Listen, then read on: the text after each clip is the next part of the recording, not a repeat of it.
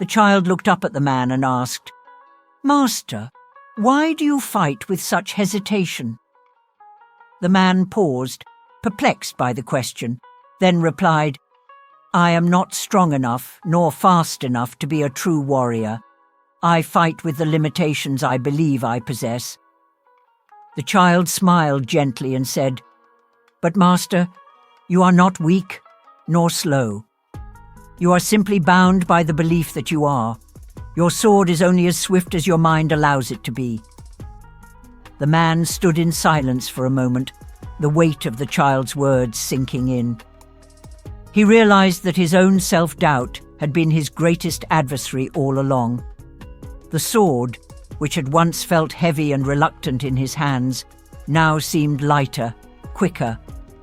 The master had taught him the most important lesson: to free oneself from the cage of self-imposed limitations. When the seeker returned to the master, his heart full of newfound clarity, he asked, "Master, what is the second thing we must avoid?" The master gestured toward the horizon where the sun was beginning to set. "Doubt others' wisdom. Just as the river does not question the mountain's stillness, do not question the path that others have walked. There is wisdom in silence, in the lessons that are passed down, not through questioning, but through observing, understanding, and embracing the knowledge they offer." The seeker nodded, absorbing this lesson as deeply as the previous one. Then he eagerly asked, "Master, what is the final thing to avoid?" The master turned to face the seeker, his eyes calm and steady. "The final thing to avoid," he said softly, "is fear. Fear of failure, fear of success, fear of being judged. Fear is the strongest force that can bind you, and once it holds you, you will not move. Fear does not exist in the present. It lives only in the stories we tell ourselves about the future." The seeker stood, a sense of peace settling over him. He understood now. It was not the world that confined him, but his own beliefs about himself, others, and the future. With deep gratitude, the seeker bowed to the master. He now knew the three things to avoid: uncertainty, doubt, and fear. In their absence, there would be clarity, strength, and freedom. And so, the seeker walked forward, his mind clear, his spirit unburdened, and his heart open to the wisdom of the world. The seeker sat silently by the river, reflecting on the master's words. He had spent so much of his life burdened by doubts and self-criticism, trapped in the belief that he was not enough. He had questioned his worth and believed the world around him mirrored his internal struggles. But now, sitting by the flowing water, something deep within him began to shift. He understood that his own thoughts had shaped his life, as the river shaped the stones along its path. His mind wandered back to the first lesson the master had shared. The idea that the words we speak, both to ourselves and others, shape our reality. The seeker had often said to himself, "I am not enough." He realized now that this was like an empty bowl. His mind and heart had been closed off to all the possibilities and richness that life could offer. He had been blind to his own potential, just as the master had once shown him an empty dish before filling it with tea. The seeker pondered, "Why did I declare myself empty when I am filled with the potential to grow? Why did I think I had nothing to offer when everything I need is within me?" The master's second lesson echoed in his mind. Do not let the world define your worth. Just as the stone had changed in value depending on who saw it, the seeker now understood that his worth was not determined by others' perceptions. It was not about what the world thought of him, but about how he viewed himself. His value was inherent, independent of external judgment. The stone did not change, he thought, but the eyes of those who saw it did. This realization was profound. The seeker no longer needed to prove his worth to others. He only needed to believe in it himself. And then came the third lesson. Change is life. The master had led him to the river, pointing to the boulder that had remained unmoved for centuries. Yet the water, ever-changing, ever-flowing, shaped the stone, softening its edges and carving new paths. The seeker realized that to resist change was to resist life itself. I too must flow like the river, he mused. I must allow myself to grow, to adapt, to evolve. In the same way the seasons change and trees shed their leaves to bloom anew, he understood that his own journey was one of constant transformation. To resist change would be to deny himself the richness of experience, the opportunity to heal, and the chance to become something greater. The master's final story about the old fisherman and the river made the seeker understand that the past cannot be undone. The river, flowing forward, was always in the present. It never returned to its past waters. Likewise, the seeker must stop grieving over what he could not change. He felt a wave of peace wash over him as he let go of his old burdens, the doubts, the self-criticism, the fear of failure. He finally accepted that to resist change was to resist his own growth. He had the power to shape his future by embracing the present moment and trusting in his own inherent worth. As the seeker slowly stood and prepared to leave, he took one last look at the river. The flow of water, uninterrupted and free, mirrored his newfound understanding. Life is not about being stagnant or holding on to the past. It is about flowing forward, evolving, and allowing ourselves to be shaped by the journey. The master's wisdom had given him the key to liberation, to speak with intention, to value himself without comparison, and to embrace the natural flow of change. These lessons would guide him as he stepped into the world once more, not as a man full of doubt and fear, but as someone who had finally discovered the power of his own words, his own worth, and the freedom that comes from letting go. With a deep breath, the seeker stepped away from the river, ready to begin a new chapter in his life, one filled with clarity, purpose, and the endless possibilities of change. His thoughts continued to unravel the knot of doubt he had carried for so long. The master's words echoed louder in his mind. Say, I am not enough, and you create shackles from your own words. The truth of this struck him profoundly. He had spent much of his life feeling unworthy, comparing himself to others, convinced that he fell short. But why? Why had he believed this? Why had he allowed these thoughts to grow in his mind? He remembered the times when he had measured himself against those he admired, the great warriors, wise monks, talented poets, and felt small in comparison. He had thought, I am not enough. I will never be like them. But now, the master's lesson about the tree and the river swirled in his thoughts.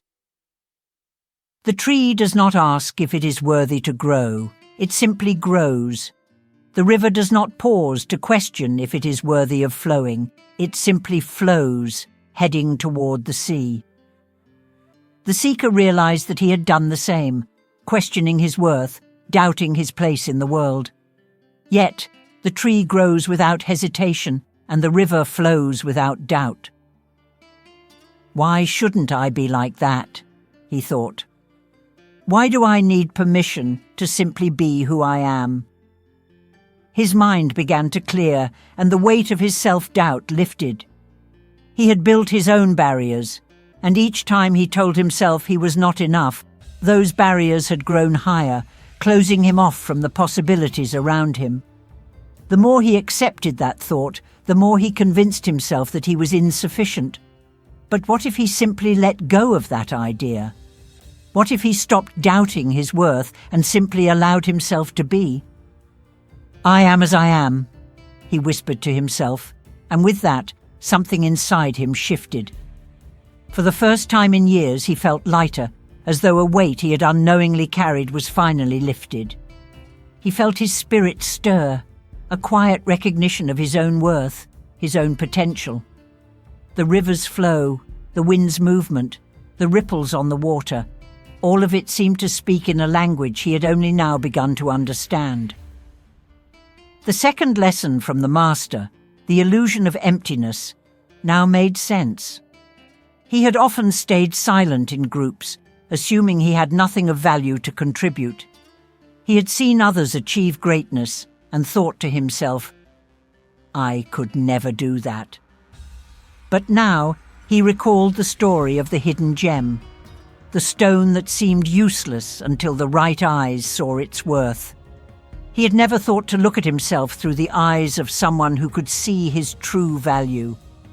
He had always looked through the eyes of doubt, through the lens of comparison. But why should I do that? He thought. I have something to offer, even if it doesn't look like what others have. He placed his hand on his chest, feeling his heartbeat, strong and steady. His spirit, still vibrant, was evidence enough that he was alive, that he had something to offer. The river didn't question its worth, nor did the smallest drop of rain. Even the smallest stream sustains the land, and the tiniest raindrop quenches a thirst. The seeker stood there in the quiet of the moment, watching a butterfly flutter by. It landed softly on a stone, not questioning its place in the world, not needing to prove its worth. It simply was. The seeker smiled softly, realizing that in his search for meaning and value, he had overlooked the simple truth. I am enough, just as I am. Just like the butterfly, the river, the tree, he too could simply exist and contribute to the world by being true to himself. There was beauty in his presence, value in his being, even in the smallest of actions, the simplest of moments. I too may bring beauty, he murmured, watching the butterfly dance in the breeze. His heart swelled with understanding. He didn't need to be something else, something more. He just needed to be. And in being, he was already enough. The butterfly leapt into the air, its delicate wings flapping in rhythm with the second pulse around his heart. It was as if the very essence of life was synchronizing with him. The tension he had carried for so long began to loosen, and with it, a sense of peace unfolded. His heart softened and welcomed the passage of time, no longer bound by the constraints of self-doubt and fear. The seeker's mind turned toward the last lesson, the most profound one yet, the illusion of permanency. The belief that one could not alter the frequency of their thoughts, the notion that, this is just my nature, I cannot change. How often had he told himself this? How many times had he resisted new experiences, fresh skills, opportunities to grow, all because he had convinced himself that change was beyond him? Glancing at the river again, he recalled the master's words. The river is never the same from one moment to the next, yet it is always a river. It never fights against itself. The river, constant in its flow, seemed to embody the paradox of life, ever-changing yet ever-present. The seeker had fought against this change in his own life, unwilling to accept the natural ebb and flow of growth. But now he saw the truth. Change was inevitable, and yet it did not erase the essence of who he was. He was the river, flowing, changing, evolving, but always present, always himself. He realized then that the only thing preventing change from happening in his life was his own belief that it wasn't possible. He had locked himself into an identity defined by past experiences, by past mistakes, by past limitations. But what if he allowed himself to grow, to be kinder, wiser, stronger? What if he could embrace the river within him? With a deep breath he stood up, feeling the solid earth beneath his feet, the air surrounding him as if the entire world was watching him in this moment of revelation. The planet had waited for him to come to this truth. I am the river. He whispered it to himself with a newfound sense of freedom, and in that instant, the last chain of limitation broke away. He felt the weight of self-doubt vanish, not because he had fought against it, but because he had let it go. The Master's teachings now made perfect sense. Words had power, but they were not everything. Say, I am not enough, and you will create shackles from your own words. Declare, I have nothing to offer, and you blind yourself to the gifts you already possess. Words shape reality, but silence too has power. The river didn't announce its strength, it simply flowed. The tree didn't need to proclaim its roots, it just stood tall, unwavering. The seeker smiled, realizing that perhaps the best way to define his value was not to speak of it at all. He no longer needed to say, I am enough. He could simply live it. No need to announce that he had anything to offer. He would let his actions, his presence, his journey speak for themselves. He took another deep breath, this time filled with peace, and let go of the last remnants of doubt. He didn't need to claim his worth because he had already discovered it within himself. He was the river, constantly moving, constantly evolving, and always true to his nature. The weight he had carried for so long had disappeared, not through struggle or resistance, but by allowing himself to flow with life, just as the river did. And now, with a grin, he could sense the limitless path ahead of him. He was ready to travel to the sea, to embrace the full depth of who he was, unshackled, unburdened, and free. As he moved forward, he understood the greatest wisdom of all, the power of living, not just speaking. Words could shape reality, but actions and being could transform the world. The seeker knew that, like the river, he too would continue on his journey, ever-changing, ever-present, always becoming. And so, he stepped forward into the vastness of possibility, free from the chains of his former self.